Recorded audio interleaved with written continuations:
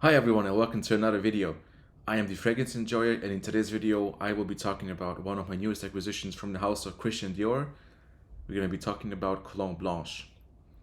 Now before I go into this video, shout out to Ramsey. I will have his channel under my inspired by section because he essentially steered me to the house of Dior, specifically recommending me to try out Oud Ispahan and Amber Nuit, which I have not tried before.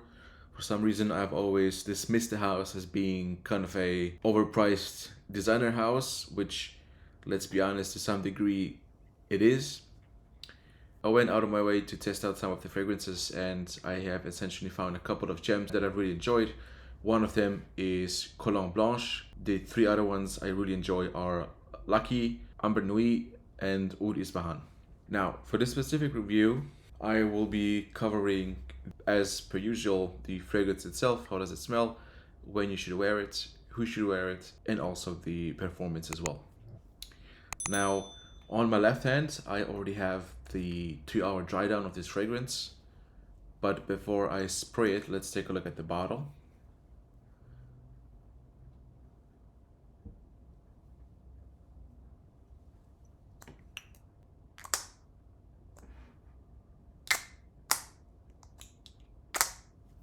Magnetic cap, decent bottle, very simple.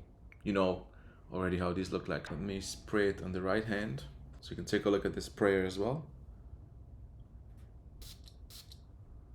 So as you can see, decent sprayer, quite good. So let's get into the notes and the smell itself.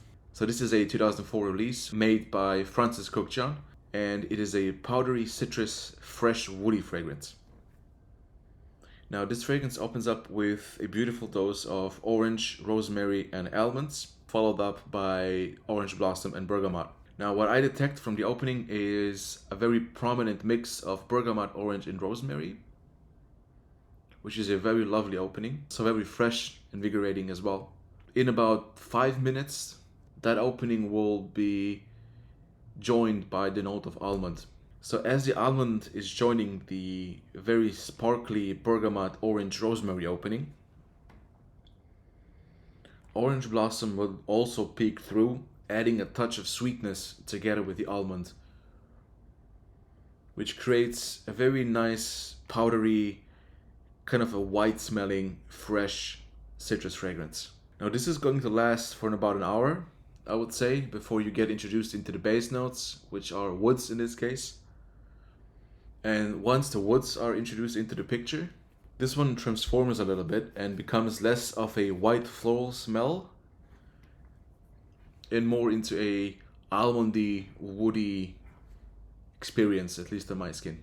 Now this does also kind of retain the freshness throughout the wear of the scent. So even though it is going to change from the sparkly opening into the woody, almondy, dry down type of deal, I think the rosemary and orange linger around, making it still fresh. So this never goes out of the fresh realm. But of course, the more it dries down, the more it's going to become powdery. So keep that in mind. So what this smells to me, if you take the notes aside and put the smell a bit into context, this smells to me like a very typical Parisian smell. Like if you are waking up on a Saturday morning, taking a shower, putting on a white crisp t-shirt, putting on some jeans, and taking a walk in the middle of Paris to your coffee shop and pastry shop to buy some groceries and have a good time. To me, this is how this smells like. So it's a very clean, kind of a lazy Saturday, lazy Sunday type of fragrance to me. It just works perfectly with a white t-shirt, possibly a white shirt as well. Just taking a stroll in Paris, going from shop to shop, maybe you're going shopping. So it's a very uplifting smell, I would say, but but in a very Parisian way. So there's this classiness about it, which is difficult to describe, but if you've been to Paris, if you've smelled a lot of French perfume, I think you'll get the point. So this reminds me a little of Jersey from Chanel, with this kind of a fresh, laundry, powdery, white smell, but still a bit old school, kind of in a Parisian way. So this is how this one leans to me. So all in all, a pretty decent smell, I would say. So occasions, as I said, walking down Paris in a spring or summer, this is beautiful for it. I would probably say a bit of a colder summer day, so not in the highest of heats. You know, just walking down Paris, going on a coffee, you know, maybe you're visiting some museums, maybe you're doing a wine tasting in the afternoon, whatever. So this is a pretty nice scent when it comes to that, for sure. Now, enjoyment of this scent will not last for too long because the performance is quite bad. So on my skin, you're getting about 4 hours of significant scent, and then after 4 hours, it's practically a skin scent. You would really have to get close to smell anything. Now, performance and projection, it's going to be good in the first half an hour to an hour, and then after that, the fragrance will become kind of a lingering scent, meaning that within 1 arm's length, people will be able to smell you, but it's more on the occasion of when you give someone a hug, or if you get close to someone, or if you walk past someone and there's a kind of a breeze behind you and so on. So the performance is not the best, but I don't think it's meant to be with this specific scent DNA. So I think if you want to essentially feel like you're walking down a street in Paris, going to a nice coffee place, going to pick up some pastries, some nice wine for the party on the same evening, then I think this scent is a very good fit.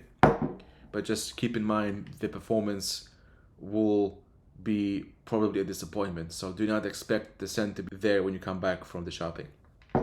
All in all, I think this is a decent fragrance. I'm not blown away by neither the quality nor the performance, of course, but I think it serves the purpose. I think it does what it's meant to do. Would I recommend this fragrance? I would say if my description of it sounds appealing, then I would say try it. Do not blind buy this by any means.